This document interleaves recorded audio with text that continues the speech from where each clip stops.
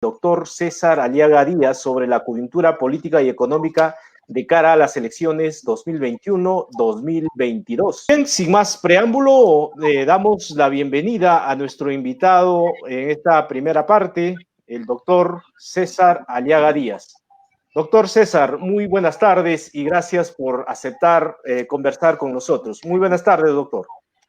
Buenas tardes, Igor. Un saludo para tus amables escuchas y videntes de este interesante programa que está sacando en estas últimas semanas. Muchas gracias, doctor. Permítame presentar al doctor César Aliaga Díaz. Él es abogado de profesión, egresado de la Pontificia Universidad Católica del Perú. Actualmente se desempeña como docente universitario. Ha sido funcionario público en varias oportunidades. Ha escrito diversos libros sobre el tema ambiental y minero y social y muchos artículos que han sido difundidos a nivel regional y nacional. De tal manera que tenemos aquí una persona que está pues versada ya en estos temas y que de alguna forma nos va a esclarecer en parte el panorama político que vive el mundo y que vive principalmente nuestro país y nuestra región. Doctor, un primer planteamiento que quería hacerle es sobre la crisis sanitaria que estamos viviendo. ¿Cómo lo analiza usted? Se habla un poco ya de que el neoliberalismo, el modelo económico neoliberal, capitalista, estaría en crisis y que se haría necesario reformarlo, o en todo caso, algunos hablan ya que estaríamos en una crisis terminal. ¿Cómo analiza, doctor César, esta situación del momento que estamos viviendo a nivel del mundo? Claro, hay una crisis internacional, una crisis que tiene que ver obviamente con el modelo neoliberal que de algún modo prefirió siempre promover las condiciones para la producción, pero relegó los servicios, ¿no? Sobre todo educación, salud, que hoy día se han desarmado en todas partes. Y, digamos, la semi-paralización de la actividad productiva comercial en el mundo ha generado una crisis muy profunda, pero no hay que ser tampoco ilusos, ¿no? Un modelo como el que vivimos ahora no se cae por sí solo. Tiene que haber una acción colectiva, una acción subjetiva, organizada, que lamentablemente no existe para hacer un cambio profundo a nivel mundial que permita, digamos, efectivamente pasar a una etapa post-neoliberal, como algún filósofo está anunciando. Yo creo que, digo, las cosas están fuertes, están graves, pero lamentablemente el factor subjetivo de todo proceso de cambio no está todavía suficientemente maduro. Y doctor, pero claro, esta discusión un poco está en el debate en diversos filósofos, ¿no? Como Zizek, que es el que habla sobre todo de que el capitalismo habría sufrido un golpe mortal, ¿no? Pero otros hablan, creo como Byung Chang, que es creo que un filósofo alemán, que habla que, un coreano, ¿no? Pero vive en Alemania. Sí. Y que señala que eso no es así, ¿no? Que más bien de esta crisis el capitalismo podría salir más fuerte, más robusto. No, este filósofo surcoreano plantea incluso un retorno hacia formas medias feudales, ¿no? Digamos, de nacionalismos muy acendrados. Hay una tendencia en ese sentido, pero creo que tampoco no es la tendencia más fuerte en la medida que el proceso de globalización, aún con la crisis, no se va a retroceder tanto como para pensar en un esquema de mundos aislados como en el medioevo, ¿no? Es bien difícil también ese esquema. Repito, aunque posiciones reaccionarias y ultranacionalistas están marcando la agenda de algunos de los países en Europa, en el norte en general, ¿no?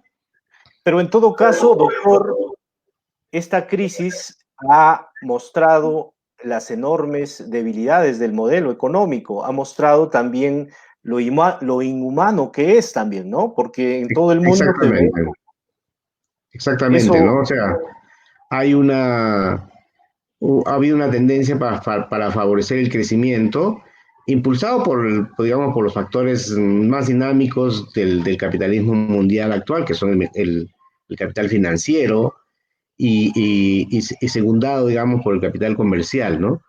De tal manera que en esos, en las carreteras producidas, digamos, por esos agentes del crecimiento económico, otros factores, el propio factor productivo real, la necesidad de hacer una reorientación de la producción para hacer amigable con el medio ambiente, el proceso largo de abandono de los servicios públicos y de su privatización, haciendo de la salud, de la educación, un negocio privado, de la protección de las personas mayores, un negocio privado sin mayores controles, con una flexibilización absoluta, una precarización del empleo en todas partes, ha producido que a la mínima, digamos, reducción del ritmo del crecimiento económico, todo lo que era algo de protección social se haya, digamos, derrumbado, creando esta sensación de desprotección absoluta que estamos viviendo, ¿no?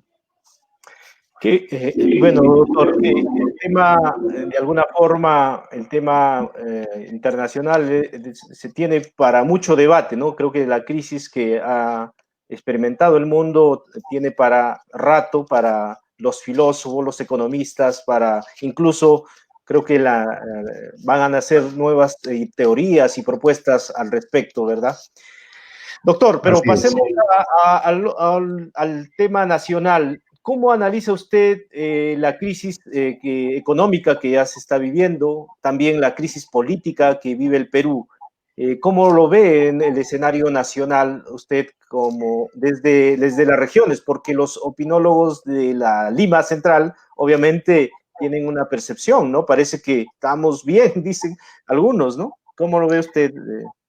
Bueno, aquí ha habido un problema, ¿no? Porque la respuesta apareció siendo oportuna, ¿no? Fuimos de los primeros países que tomaron algunas decisiones.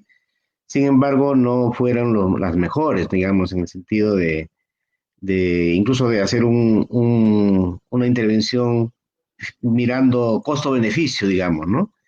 El tema era que se quiso o se desconoció un aspecto central de la realidad nacional, que es que nuestra economía es primariamente informal, digamos, ¿no? Casi el 70% de la economía es informal. Y cuando tienes un esquema como ese, es bien difícil plantear un esquema de aislamiento rígido sin ayudas sociales, ¿no? El tema central para cualquier éxito de un tema de aislamiento rígido, de cuarentena, es que la gente tenga recursos para sobrevivir. Entonces, teniendo en cuenta que tenemos cerca del 72% de la población que hace vida informal, que gana del día a día, con apenas dos pequeños aportes semi-universales que se han dado, que no terminan todavía ni siquiera de entregarse completamente, este, el fracaso era algo evidente. En una cuarentena fuerte como las que ha habido en China, en Vietnam, etcétera, no ha habido problemas de emergencia para salir porque la gente ha tenido apoyos, porque los alimentos han llegado a la casa, porque la gente también es más disciplinada. Pero aquí, obviamente, la urgencia por ir a sacar un sol para el pan ha roto cualquier posibilidad. Entonces ahí el gobierno se equivocó. Hizo una canasta de la torta pública pensando en las empresas que debían seguramente necesitar algún apoyo para la reactivación, pero casi la mayor parte de esa torta fue para ellos y la torta la parte de la torta para las ayudas sociales fue mínima, ha sido mínima. También es mínima la intervención para fortalecer los servicios de salud, ¿no? Todo el tiempo bueno que se ganó en las primeras semanas donde la cuarentena más o menos funcionó, hubo una demora increíble en la preparación de los servicios sanitarios que se iban a colapsar en las siguientes semanas, ¿no? Aquí en Cajamarca hemos visto cómo se han asignado recursos a la Dirección Regional de Salud, que hasta ahora no terminan ni siquiera de Darlo. programarse, ¿no es cierto? Ni siquiera de plantearlos en esa primera fase del proceso presupuestal, que significa simplemente la asignación a una prioridad. Y menos ya después, ya pues las otras fases que implican ya contratación, gasto efectivo.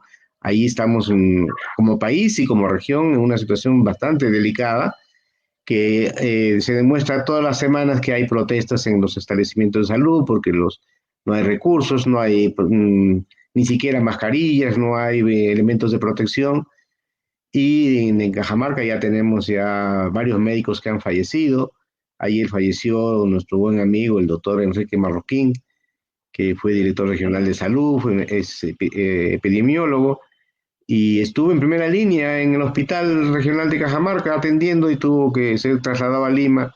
Y luego de más de 2 meses de una, digamos, guerra desesperada por la vida, ha fallecido. Ya murió antes también otro querido doctor en Chota, y otros médicos han vuelto con la salud muy deteriorada también porque no ha habido la protección. Entonces, pero esa es una responsabilidad, digamos, de que nuestro Estado no estaba preparado y ni siquiera se tomaron medidas para reorientar o para fortalecer los equipos de presupuesto, los equipos administrativos en la direza, ¿no? El gobierno regional ha estado casi semi paralizado, o sea, la gente ha estado haciendo trabajo remoto, pero ni siquiera se priorizó lo que había que priorizar ahora, que es el gasto en salud, el gasto en protección.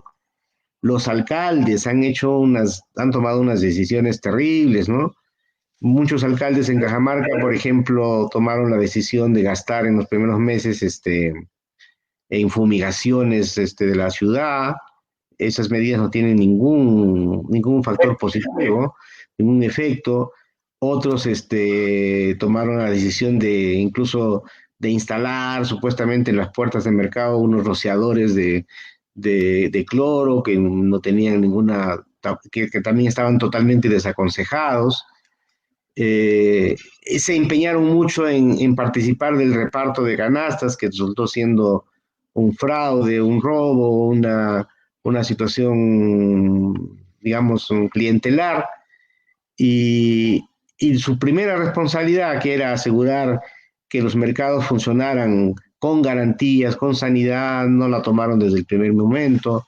No apoyaron a las direcciones de salud, a las redes de salud, en las actividades preventivas, en las actividades de ubicación de las personas que ya daban positivo para mantenerlas suficientemente.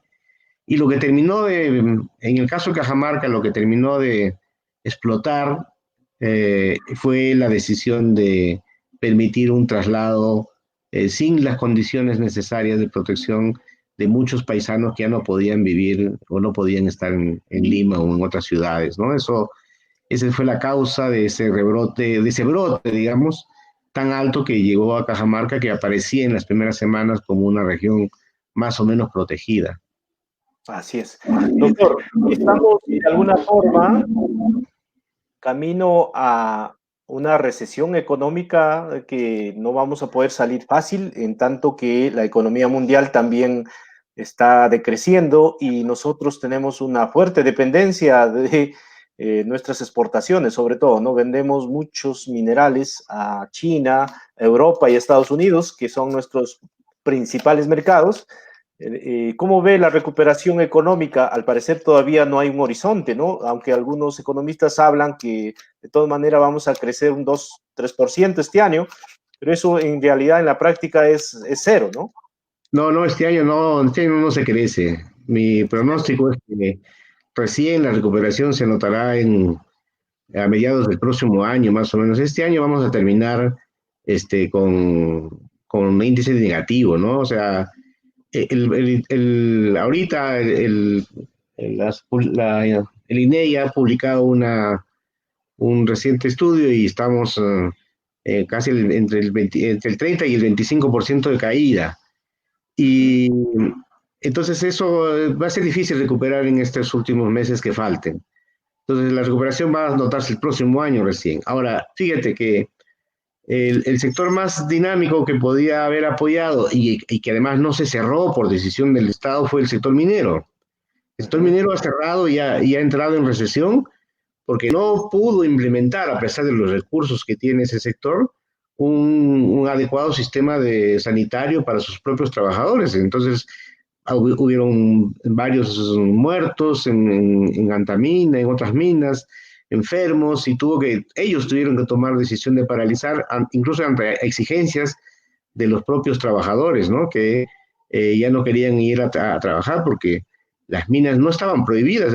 Eso fue una decisión bien criticada del gobierno y sin embargo muchas han tenido que paralizar y eso ha generado una situación. Ahorita el único sector exportador que tenemos con algo de dinamismo es el sector pesquero, pero todos los demás sectores han sufrido afectación muy grande, el transporte, los grandes comercios, la hotelería, los servicios han sufrido una situación grande. Se nota una pequeña recuperación en las 3 últimas semanas, pero creo que es insuficiente para llegar en índice positivo a fin de año. Bien, amigos, estamos conversando con el doctor César Aliaga Díaz sobre la crisis o la situación política y económica que atraviesa nuestro país. Nos pueden seguir en las páginas de Razones de Pueblo. También me pueden seguir en mi página de Facebook y también en diferentes páginas que comparten este programa todos los domingos a las 3 de la tarde. Continuando un poco con el tema, juntos con el tema económico, con la crisis económica que atraviesa el Perú y el mundo, ¿cómo analiza la crisis política usted? Porque vemos un gobierno que está en caída en cuanto a la aprobación, sobre todo el presidente de la República, pero también vemos un Congreso que, más que todo, todas sus acciones están orientadas a de tener una imagen. Algunos dicen lo que quieren los congresistas es reelección segura y están trabajando para eso. ¿Cómo analiza usted la situación política que atraviesa nuestro país? Yo planteo siempre que hay que mirar la crisis política no tan en la coyuntura, digamos, no tan en el momento presente, hay que mirarlo un poquito con un cierto, digamos, horizonte de tiempo, ¿no? Y en realidad, digamos, en los últimos años lo que se ha ido demostrando en la política peruana es que hay una crisis del Estado, una crisis del modelo organizacional, constitucional de la Carta del 93, que es una crisis ya que tenemos varios meses, ¿no? En mi opinión, eso llevaría en realidad a un momento constituyente. Lo que pasa es que también el elemento subjetivo no está construido suficientemente, pero hay ya elementos muy visibles de lo que el gran constitucionalista alemán Carl Schmitt alguna vez había llamado un momento deconstituyente, que es el primer momento en que se abre un proceso constituyente cuando la gente se da cuenta de que el modelo constituyente actual ya no está cumpliendo su función de ordenar, de canalizar adecuadamente la conflictividad política y social. No está cumpliendo la finalidad, digamos, de ser el factor clave de convivencia social y política.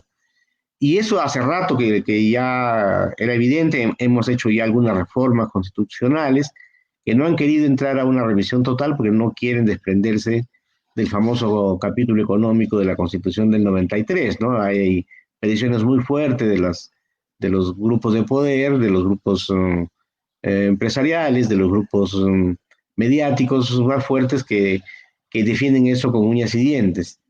Pero mientras se defiende eso, la crisis política va avanzando.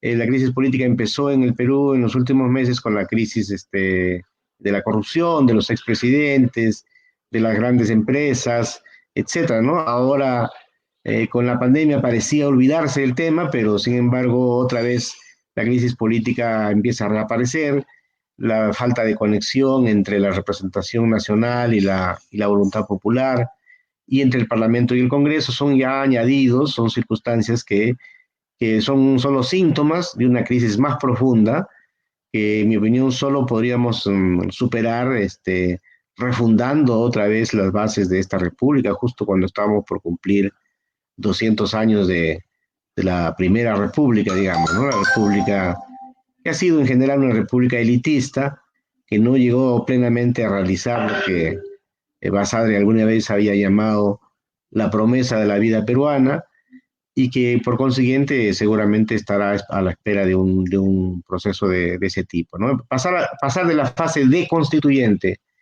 a una fase propiamente constituyente no es una cuestión de tiempo, ¿no? En Chile, para comentar brevemente, en Chile este proceso se abrió en pocas semanas, ¿no? Y en Chile ya la próxima semana van a hacer un primer referéndum que ya abre formalmente el proceso constituyente chileno, ¿no? Para reformar la constitución pinochetista de los años 80. De tal manera que es probable que también aquí, si la crisis se profundiza y hay factores subjetivos que ayudan a poner eso en el centro de la escena, podríamos estar pensando el próximo año como un escenario efectivamente de refundación nacional. Eh, Interesante, doctor. Entonces, estamos, creo que en un momento interesante. Sin embargo, en lo inmediato se viene un proceso electoral, ¿no? Que de alguna forma aviva los ánimos de la población. De alguna forma es cuando la población participa un poco en política. Pero antes de ello, su apreciación sobre el manejo de la crisis sanitaria de manera general. ¿Cómo usted ha visto el manejo de la crisis sanitaria a nivel nacional? Algunos dicen que el gobierno priorizó, por ejemplo, en el tema de salud, las camas UCI y el tema de tercer nivel de atención, mientras que descuidó el primer nivel de atención, que lo está haciendo ahora. ¿Cómo analiza usted el desempeño en cuanto se refiere al manejo de la crisis sanitaria y tanto en la región como en el país? Bueno, la priorización en este momento de la crisis sobre el tercer nivel o el segundo y tercer nivel de atención, camas hospitalarias y camas UCI, etcétera, era, era algo que debía hacerse. O sea, eso es una cosa que era urgente porque teníamos una brecha inmensa. Pero el problema está que hace bastante tiempo hay una inversión importante en el país que lamentablemente no es suficientemente concluida, pero se ha descuidado algo que es fundamental en cualquier proceso, en los procesos normales, ordinarios, y también en los procesos de crisis sanitaria como este, que es un primer nivel de salud fortalecido, ¿no? En Cajamarca teníamos algunas experiencias buenas sobre el tema de primer nivel, de prevención, de contención, de brotes epidémicos, ¿no? El año 2011, por ejemplo, tuvimos una experiencia cercana que pudimos conducir y mirar con cercanía en 2011-2012 con la crisis del dengue en Jaén, y había toda una expertise, toda una experiencia de las redes de salud de Cajamarca que se habían entrenado antes en el control de la UTA, que se habían entrenado antes en el control de otros brotes endémicos que habían sido del paludismo inclusive, ¿no?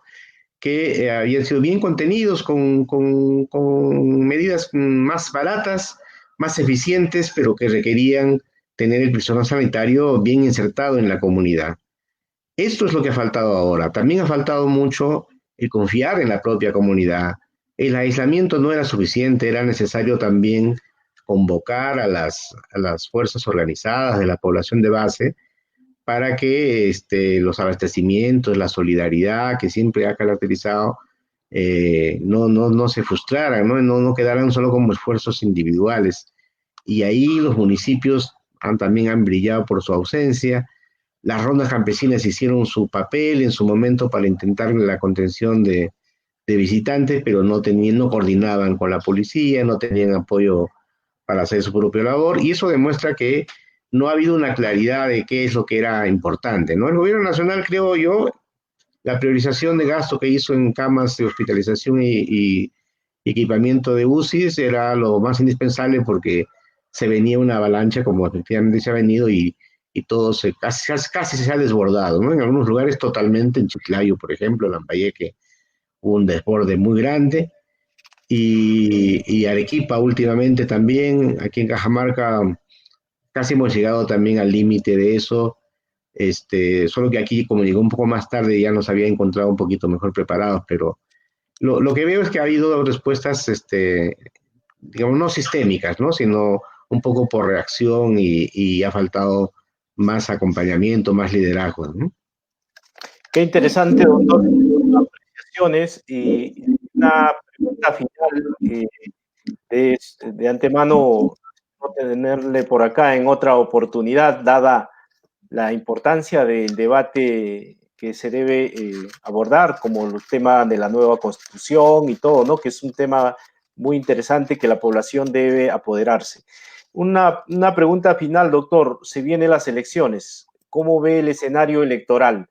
Hay varios precandidatos. ¿Cómo ve primero el bloque de la derecha con el bloque de la izquierda? Parece que hay ya, aunque algunos dicen ya no se diferencia, pero ¿cómo usted lo analiza el proceso electoral 2021? Bueno, hay ahorita ya casi en cancha, entrando a la cancha, digamos, porque ya estamos cerca del proceso electoral del 21, y lo que se ve es un exceso de candidatos en el lado derecho, digamos, ¿no? Y en lo que podríamos llamar el lado izquierdo también un poco posicionándose hacia el centro, ¿no? No hay una alternativa propiamente de izquierda, digamos, ¿no? Ujú. Este, y obviamente frente a un exceso de candidatos en la derecha, dos o tres candidatos de la izquierda tampoco no van a ser, ¿no? Hay un sentimiento izquierdista, popular, que a veces reacciona, que no sigue la influencia de las redes y de los medios, de los grandes medios de comunicación, pero ya ese esquema de un outsider que rompe el escenario ya parece no ser el más adecuado, ¿no? Entonces, ahí hay una enorme responsabilidad, sobre todo de la izquierda, de no haber creado las condiciones para una mejor participación. Entonces, el próximo año vamos a repetir un esquema en el que la gente de abajo quiere cambios, pero no se encuentra con las representaciones adecuadas. Y si puede construir alguna candidatura antisistémica, la va a hacer un poco por la fuerza o apoyando o o a Antauro o a Arana, si es que los dejan postular, pero que no creo que no será suficiente como para romper todavía la hegemonía derechista que habiendo aprendido, digamos, de los sustos que le dio Humala en el pasado, de nuevo está, digamos, tratando de repetir o que se repita un plato de derecha a derecha como ocurrió el año 2016, ¿no? Con Keiko y PPK, ¿no? Entonces, hay todavía mucho por plantearse. Ahorita que recién se van a poner las fichas en la partida, el asunto todavía no está muy claro, repito, pero lo que da pena es que habiendo un gran sentimiento antisistémico y mucha parte de la gente que quiere cambio de verdad, no encuentre las formas de representación política adecuadas. De tal manera, ¿usted considera que la izquierda no tendría muchas posibilidades o sí todavía hay la posibilidad de que la izquierda haga un papel importante? Bueno, si es que logra su unidad, al menos de los grupos con mayores posibilidades de aglutinar, ¿no? Sectores, Sí, por decirlo. claro, si hay un mejor tratamiento de las contradicciones al lado izquierdo, se podría también eliminar una dispersión que hay ahí. Bueno, que no sería bueno que entran tres o cuatro candidatos que trataran de representar de la izquierda al centro, digamos, y eso ayudaría para que, digamos, el sentimiento de cambio que hay en un sector importante, no menos del 20% de la población quiere cambios más o menos radicales, podría ser la base para una disputa más abierta con cualquiera de los candidatos de la derecha, pero eso requiere audacia, requiere vocación también de desprendimiento y no posiciones hegemónicas, sino tratando de buscar situaciones unitarias que permitan efectivamente, sin exclusiones, sin purismos, en política hay que de alguna manera ser flexibles, mirando que hay una oportunidad, porque decía, el proceso electoral puede servir para abrir la crisis, el periodo constituyente, pero también podría ser un periodo en el que se postergue una vez más la solución definitiva de la legitimidad de nuestro Estado y entremos de nuevo en un escenario de mera postergación de la crisis como lamentablemente ha ocurrido el año 2016, donde eso pudo haber generado una situación diferente. Doctor César, muchísimas gracias por haber compartido algunas reflexiones sobre el escenario político nacional y regional.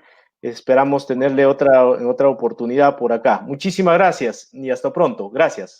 Gracias, Igor, y gracias a Razones de Pueblo. Un saludo a tus escuchas. Muchas gracias. Muchas gracias, doctor. Siempre a su disposición. Muchas gracias, doctor. Hasta pronto.